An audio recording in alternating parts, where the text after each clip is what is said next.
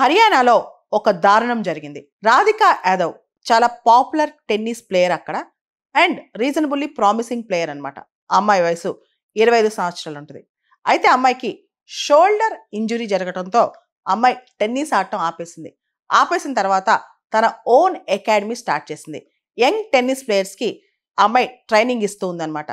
ఆ అమ్మాయిని వాళ్ళ నాన్న భయంకరంగా కాల్చి చంపేశారు. ఇది ఇంత దారుణం. తండ్రి ఎందుకు కూతుర్ని అంతగా చంపేశాడు? ఇదే క్వశ్చన్ అనమాట. హర్యానాలో ప్రతి ఇంటి కథ ఇది. అదొక కన్జర్వేటివ్ సొసైటీ, పాట్రియార్కికల్ మైండ్ సెట్. ఆయన రోజు ఇంట్లోకి పాలు తీసుకురావడానికి గోశాల దగ్గరికి వెళ్తాడంట క్యాన్ తీసుకుని. అక్కడ అందరూ కూతురు సంపాదిస్తుంది, కూతురు ఒళ్ళు చూపించి సంపాదిస్తుంది, మీ కూతురు రీల్స్ చేస్తే ఎలాంటి రీల్స్ సోషల్ మీడియాలో పెడుతుందో చూసావా, మీ కూతురు టాలెంట్ బేస్ చేసి కాదు, అయినా కూతురు సంపాదిస్తుంటే నువ్వు బతుకుతున్నావు, ఇలా చాలా ఆయన రోజు విమర్శించేవాళ్ళంట. అతను పట్టలేకపోయాడు. కూతురికి అనేక సార్లు చెప్పాడు ఇన్స్టాలో రీల్స్ పెట్టొద్దని, సోషల్ మీడియాలో రీల్స్ పెట్టొద్దని, అదేవిధంగా తన సంపాదన ఆపేయమని, అకాడమీ క్లోజ్ చేయమని చెప్పి. కానీ కూతురు అంది, నేను స్వతంత్రంగా బతకాలి, నేను పని చేసుకునే బతుకుతాను, ఇది నా ప్రొఫెషన్ అని చెప్పి. అయితే దాన్ని ఆయన తట్టుకోలేకపోయాడు. రోజు అక్కడ సమాజం ఆయన ఎత్తి చూపించడం మొదలెట్టిందనమాట. దాంతో ఒకరోజు కూతురు వంటింట్లో ఉంటే రివాల్వర్ తీసుకెళ్లి ఆవిడ చనిపోయేదాకా కాల్చేశాడు. ఆ విషయం ఇప్పుడే వెలుగులోకి వచ్చింది.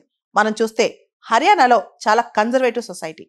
అక్కడ జనాలకి చుట్టూ ఢిల్లీ చుట్టూ ఎన్సీఆర్ పెరిగి డబ్బులు వచ్చాయేమో కానీ సివిలైజేషన్ మాత్రం చాలా తక్కువగా ఉంటుంది అనమాట.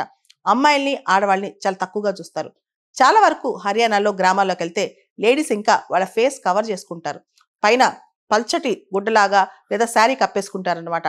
అక్కడ అమ్మాయిల్ని సెకండ్ గ్రేడెడ్ సిటిజన్స్ లాగా చాలా కుటుంబాలు చూస్తారు. అక్కడ కాప్ పంచాయత్ లాంటి వ్యవస్థలు కూడా ఎక్కువ అనమాట. అంతెందుకు అక్కడ ఫీమేల్ సెక్స్ రేషియో కూడా మనం గమనిస్తే కనుక ఇంతకుముందు సెన్సెస్లో 8:90 అలా ఉండేది, ఇప్పుడు 9:10 ఉందన్నమాట. ఇలా ఫీమేల్ సెక్స్ రేషియో కూడా, అంటే అమ్మాయిలు పుట్టడమే తప్పు అక్కడ, అమ్మాయిలు బయటకు వెళ్ళడం ఇంకా తప్పు, వాళ్ళకి నచ్చని పెళ్లిళ్ళు చేసుకోవడం ఇంకా తప్పు. కొన్ని సందర్భాల్లో సుప్రీంకోర్టు జడ్జిమెంట్స్ కూడా అక్కడ వర్తించవు.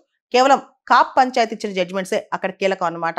ఇలా అక్కడ వ్యవస్థలు చాలా కఠినంగా ఉంటాయి. అక్కడ మహిళల్ని చాలా తక్కువ చూపు, చిన్న చూపు చూస్తుంటారనమాట. అలాంటి కుటుంబం నుంచి వచ్చిన Radhika Yadav, famous tennis player తండ్రి అమ్మాయిని కాల్చి చంపేశాడు.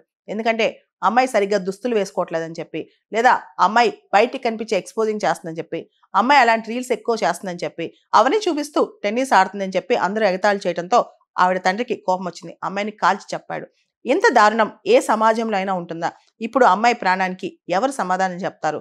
ఆ పోయిన ప్రాణాన్ని, అంత ప్రామిసింగ్ టెన్నిస్ ప్లేయర్ జీవితాన్ని ఎవరు తిరిగిస్తారు?